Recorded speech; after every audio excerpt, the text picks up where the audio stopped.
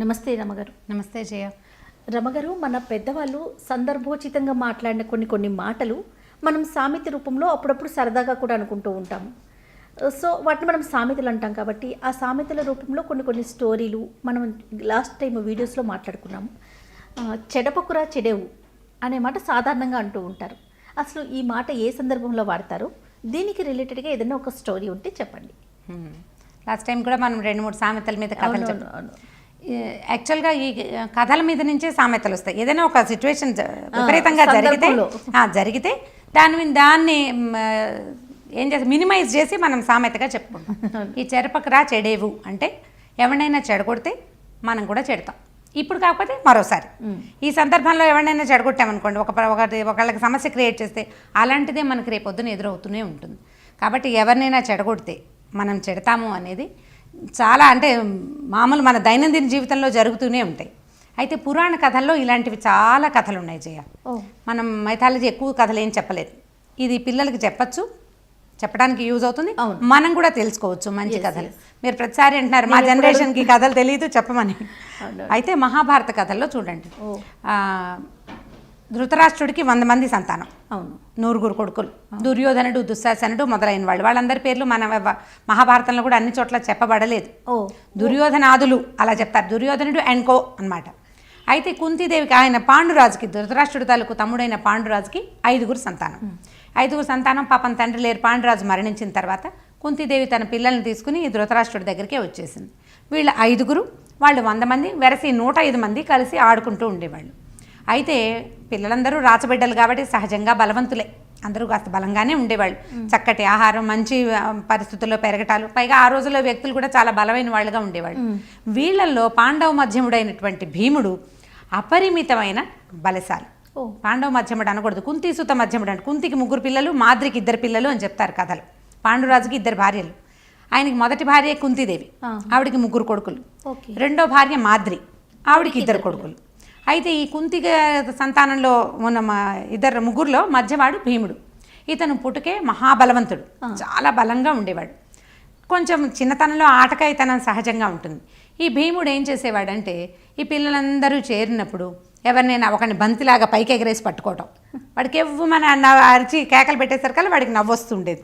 పిల్లల్ని ఎగరేసేవాడు, వాళ్ళనే బంతులుగా లాగా ఆడేవాడు. అంత బలశాలి. మిగిలిన వాళ్ళు బలంగానే ఉండేవాళ్ళు అంతాను. ఎవరు బక్కవాళ్ళు, అనారోగ్యం వాళ్ళు ఎవరు లేరు వాళ్ళలో, అందరూ స్ట్రాంగే. వీడు ఇంకా స్ట్రాంగ్ అనమాట. ఏం చేసేవాడు, అందరి మామిడి పళ్ళు, ఆ పళ్ళు కోసుకోవడానికి పిల్లలంతా, కొంతమంది పిల్లలు చెట్టెక్కితే వీడు ఏం చేసేవాడు అంటే, చెట్లు ఎందుకు ఎక్కుతారని ఆ మొదలు పట్టుకుని ఊపేవాడు. ఈ చెట్టు మీద నుంచి పిల్లలు కూడా రాలి పడిపోయేవాళ్ళు పళ్ళతో పాటు. పడిపోతే అందరికి కోపాలు వచ్చేవి, ఏడ్చేవాళ్ళు, మొత్తుకునేవాళ్ళు, మళ్ళీ కలిసిపోతూనే ఉండేవాళ్ళు. ఎవరైనా పిల్లలు కదా, పెద్దవాళ్ళు వచ్చి విడదీస్తుండేవాళ్ళు. వాళ్ళందరికీ మహామంటగా ఉండేది భీముడు అంటే, కోపంగా ఉండేది. అయితే ఈ పిల్లలు కొంచెం పెరుగుతుంటేనే ఆధిపత్య పోరు ఒకటి స్టార్ట్ అవుతుంది. మేము ఫస్టా, మీరు ఫస్టా, ఇలాంటి ఆలోచనలు వస్తాయి పిల్లలకి. ఈ ధృతరాష్ట్రుడి తాలూకు కొడుకైనటువంటి దుర్యోధనుడికి కుంతి కొడుకైన ధర్మరాజు వాళ్ళకి ఒకవేళ అతనికి రాజ్యం పోతుందేమో వీళ్ళిద్దరికి అలాంటి ఉద్దేశాలు ఉండేవన్నమాట. పాండవులు కొంచెం కామ్ గోయింగ్ ఫెలోస్, పాపం వాళ్ళకి అంత పెద్ద హైరాన్ ఏమి ఉండేది కాదు, ఏదుంటే అది ఉండేది, స్థిమితంగా ఉండేవాళ్ళు. కానీ కౌరవులకి ఏంటంటే, వీళ్ళ నాన్నకి రావాల్సిన రాజ్యం ముందు పాండురాజుకి ఇచ్చేశారు. ఈయన గుడ్డివాడు, ధృతరాష్ట్రుడు గుడ్డివాడు, అందుకని రాజుని చేశారు. తర్వాత ఆయన మరణించిన తర్వాత ధృతరాష్ట్రుడి రాజు అయిపోయాడు. కానీ ఒకవేళ ధర్మరాజు పెద్దవాడు, వాడికి వెళ్ళిపోతుందేమో. పాండవుల్లో వీడు చాలా బలవంతుడు భీముడు, కాబట్టి వీడే మనకి ప్రాబ్లం. ఎలాగైనా వీడిని కనుక ఈ పాండవుల్లోంచి తీసేస్తే మిగిలిన 9 సాత్వికులు, అంత బలశాలు కాదు. వాళ్ళంతా బలశాలు అయినప్పటికీ ఇలా ఒంటి చేతితోటే 100 మందిని ఈడ్చి పారేసే శక్తి వాళ్ళకి లేదు. వీళ్ళు టగ్ ఆఫ్ ఆడేవాళ్ళు చిన్నప్పుడు. ఏమిటంటే కొంతమంది అటు కొంతమంది ఇటు పెట్టుకుని తాడు పుచ్చుకొని లాగుతారు, టగ్ ఆఫ్ వాడతారు కదా. ఈ ఆడేటప్పుడు భీముడు ఒకటి 100 మందిని లాగేసేవాడు. వీడు బలశాలని ప్రూవ్ అయిపోతుంది కదా. ఎలాగైనా వాడిని తమ దారిలోంచి తప్పించాలి, కోపంగా ఉండేది. వీడిని దారిలోంచి తప్పించాలని ఏం చేశారు, ఒకసారి గంగా తీరంలో ఒక వనభోజనాల ప్రోగ్రాం ఏర్పాటు చేసుకున్నారు. ఈ గుంపంతా పోయారు అక్కడికి. సరే ఏదో తిన్నారు, అవి ఇవి తింటుంటారు, ఆడుకుంటున్నారు. ఇతను ఏం చేశాడంటే, దుర్యోధనుడు తనకి నమ్మకస్తులైన 1-2 పనివాళ్లతోటి భీముడికి కోసం మంచి పాయసం వండించి అందులో కాలకూట విషాన్ని కల్పించాడు. కలిపించి అతనికి ప్రత్యేకంగా భీముడు ఇంత పుష్టిగా ఉన్నవాడు ఆహారం నియమం బాగా ఎక్కువ ఉంటుంది, వాడికి నియమాలు ఏది పెడితే తినబారేస్తాడు శుభ్రంగా, అందరు తినేదానికంటే ఎక్కువ తింటాడు కూడా. నీకోసమే ప్రత్యేకంగా పాయసం చేశాను, చాలా బాగుందని చెప్పేసి వాడిని ఒంటరిగానే ఈ పాయసం తినడానికి పిలిచి ఈ క్షీరాన్నాన్ని మొత్తం వాడితోటి తాగిచ్చేశారు. విషం కలిపింది, తాగేశాడు. తాగేసిన తర్వాత వాడికి మత్తెక్కిపోయింది, పిల్లవాడు కాస్త పడిపోయాడు. పడిపోతే వీళ్ళు ఏం చేశారు, తాళ్లతోటి వాడిని కట్టేసి ఈ 100 మంది కలిసి వాడిని ఈడ్చి గంగానదిలో పడేశారు.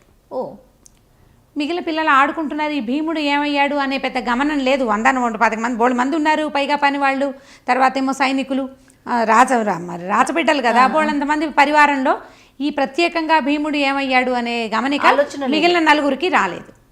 సాయంకాలం అయ్యాక వాళ్ళు తెలుసుకున్నారు భీముడు లేడు మనతో పాటు అని. ఎవరిళ్ళకి వాళ్ళు వెళ్ళిపోయారు, ఎవరి సౌధానికి వాళ్ళు వెళ్ళిపోతారు కదా. కుంతీదేవి అయ్యో పిల్లాడు ఏమైపోయాడు, మీరు నలుగురు ఎక్కడ ఏ పరిస్థితుల్లో భీముడు తప్పిపోయాడు అనేది ఆలోచిస్తే ఫుడ్ దగ్గరే భోజనాలు చేసే వేళలోనే భీముడు మిస్ అయ్యాడు అనే సంగతి వాళ్ళు తెలుసుకున్నారు. సరే వాడే ఏదైనా ఎక్కువ తినేసి ఎక్కడైనా అలసిపోయి పడుకున్నాడేమో, వస్తాడనుకుంటున్నారు. అలాంటి అలవాటు ఉంది బహుశా, వాడు ఎక్కువ తినేస్తాడు, బాగా తినేసరికి ఏమవుతుంది భుక్తాయాసంతో ఏ చెట్టు కింద ఉంటే చల్లగాలికి పడుకుని నిద్రపోయి ఉండొచ్చు, వస్తాడనుకుంటున్నారు. ఈ నీళ్లలో పడిపోయినటువంటి భీముడు గంగానదిలో పడిపోయాడు. పడిపోయిన తర్వాత అక్కడ బోల్డ్ అని పాములు ఉన్నాయట ఆ గంగానదిలో. ఈడు అలా కిందకి వెళ్ళి ఈ నది ఎక్కడ మొదలైంది, అక్కడ పాతాళ లోకానికి వెళ్తుంది గంగానది. మనం అలా చెప్పుకుంటాం మన పురాణాల ప్రకారం. ఆకాశంలో పుట్టినటువంటి గంగ శివుడి తల మీద నుంచి హిమాలయాలకి, ఆ తర్వాత భూమి మీదకి, ఆ తర్వాత పాతాళానికి వెళ్ళింది. ఎందుకంటే పాతాళంలో ఉన్న సగర చక్రవర్తి తాలూకు సంతానానికి ముక్తి కల్పించడానికే గంగ వచ్చింది అసలు. అది ఇంకో కథ ఇంకోసారి చెప్తాను. అయితే ఈ పాతాళానికి వెళ్తుంది, ఈ పిల్లాడు కూడా ఈ నదితో పాటు పాతాళ ద్వారానికి చేరిపోయాడు. చేరేసరికి తీరా లోపల పాతాళంలో నాగులు ఉంటారని పురాణ కథ. అయితే ఈ నాగులు ఈ కొట్టుకొచ్చినటువంటి పిల్లాడిని చూసి వీడు ఎవడు ఏమిటి అని చూసి ఈ పాములు రకరకాలుగా తగిలేసరికల్లా విషం విరిగిపోయింది. ఇన్ని పాములతో పాటే అతను ప్రయాణం చేసేసరికి స్పృహ వచ్చేసింది. స్పృహ వస్తే వాళ్ళు ఏం చేశారు, ఎవరు ఏమిటి అని కనుక్కుని ఈ పిల్లాడు ఇలా పాండురాజు కుంతి తాలూకు కొడుకు పాండురాజుకి తెలుసుకున్నారు, వివరం కనుక్కుని అప్పుడు ఏం చేశారంటే, నిన్ను మంచి బలశాలివి, ఈ విషయాన్ని తట్టుకున్నావు నువ్వు అని చెప్పేసి ఏం చేశారు, అతనికి ఒక పానీయం తెచ్చిచ్చారు. పిల్లాడికి ఆహారం లేదు కదా, మరి పొద్దున ఎప్పుడో తిన్నాడు.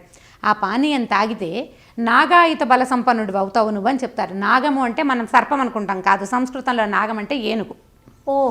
నాగాయుతం అంటే ఆయుత నాగం అంటే 1000 ఏనుగుల బలం వస్తుందని చెప్పి ఆ రసాయనాన్ని అబ్బాయితోటి అసలే వాడు ముందే బలము, ఇది కూడా వచ్చేసింది ఎక్స్ట్రా. అక్కడి నుంచి ఈ నాగాయుత బలం వచ్చేసింది, వాడు చాలా బలశాలిగా ఇంకా బలం పెరిగింది. అయితే భీముడికి వృకోదరుని పేరుంది. అతనికి పొట్ట కనపడేది కదా, ఆహారం అంతా మామూలుగా పిల్లలు కొంచెం ఎక్కువ తింటే బొజ్జ నున్నగా కనపడుతుంది కదా, ఈ అబ్బాయికి ఇతనికి అలా కనపడేది కాదు, మనిషే బలంగా కనపడేవాడు కానీ వాడు బొజ్జ బయటకు వచ్చేది కాదు, వృకోదరుడే అతని పేరు. అయితే ఏమైంది, ఈ పిల్లాడిని ఏం చేశారు, ఈ నాగులు ఈ కుంతికి వాళ్ళకి కొంత బంధుత్వం కూడా ఉంది. సరే పిల్లాడు మనవాడేనంది చేసి ఏం చేశారు, ఆ పిల్లాడిని ఇచ్చి పైకి పంపించేసి పానీయం తాగిచ్చారు, కాస్త రెస్ట్ ఇచ్చారు, కాసేపు ఏదో కబుర్లు చెప్పారు. అక్కడి నుంచి ఒక నాగుడిని ఇచ్చి తోడు ఈ పిల్లాడిని దింపేసి రమ్మని కుంతి దగ్గరికి పంపించేశారు.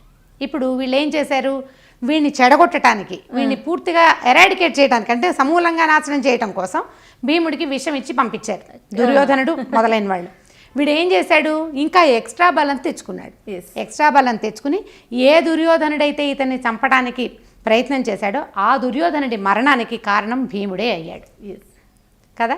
కాబట్టి ఇప్పుడు చెడపటం వల్ల, అతన్ని చెడగొట్టడం వల్ల వీళ్ళు ముందున్న బలమే ఉంటుంటే వీళ్ళిద్దరూ సమానంగా ఉండేవాళ్ళు, కనీసం సమానంగా ఉండేవాడు. వాడు ఇంకా బలశాలి అయిపోయేవాడు కాదు. ఈ చెడపటం వల్ల, చెడగొట్టడం వల్ల వీడు పూర్తిగా తను చెడిపోయాడు. ఇతని మరణానికి కారణం భీముడే అయ్యాడు. అందుకని పెద్దవాళ్ళు ఏం చెప్తారంటే, ఇలాంటి కథలు బోలెడు ఉన్నాయి జయ పురాణాల్లో, రకరకాల కథలు. ఖచ్చితంగా రాబోయే వీడియోలో నాకైతే ఏమనిపిస్తుందంటే రమ్మగారు, ఇలాంటి కథలు, ఇలాంటి స్టోరీస్ కనుక చెప్తూ ఉంటే ఈ తరం పిల్లలకి, ముఖ్యంగా మాకు తెలిస్తేనే కదా మేము మా పిల్లలకి చెప్పగలుగుతాము.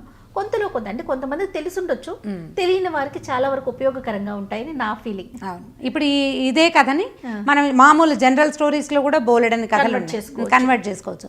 ఎప్పుడైనా సరే ఒకళ్ళని చెడగొట్టడానికి చేసే ప్రయత్నం, వాడు చెడితే చెడచ్చు తాత్కాలికంగా ఆ టైంకి, కానీ ఆ చెడు ఖచ్చితంగా మన మీదకి వస్తుంది, రాకుండా కుదరదు. మనం ఆకాశం మీదకి ఒక రాయేస్తాం జయ, కిందకు వస్తుందా రాదా, అది ఖచ్చితంగా వస్తుంది కదా.